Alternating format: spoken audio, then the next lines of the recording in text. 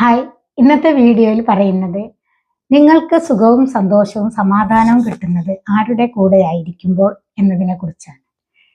തൻ്റെ സ്നേഹത്തെ സംശയിക്കാത്തവരുടെ കൂടെ ആയിരിക്കുമ്പോൾ, അതോടൊപ്പം താൻ സ്നേഹിക്കുന്നുണ്ട് എന്നുള്ളത് ബോധ്യമുള്ളവരുടെ കൂടെ ആയിരിക്കുമ്പോൾ, അല്ലാത്ത പക്ഷം തൻ്റെ സ്നേഹം അവർക്ക് വിവരിച്ചു കൊടുക്കേണ്ട ഒരു ഗതികേട് ഇവർക്ക് വരുന്നുണ്ട്.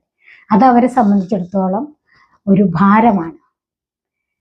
അവർ ഇങ്ങനെ സംശയിക്കാൻ കാരണം, ഇങ്ങനെ ചോദ്യങ്ങൾ ചോദിക്കാൻ കാരണം അവരുടെ ഉടമസ്ഥാവകാശം വെച്ചിട്ടാണ്. യഥാർത്ഥ സ്നേഹത്തിന് ഉടമസ്ഥാവകാശത്തിൽ സ്ഥാനമില്ല. യഥാർത്ഥ സ്നേഹം എന്ന് പറയുന്നത് സ്വാതന്ത്ര്യമാണ്.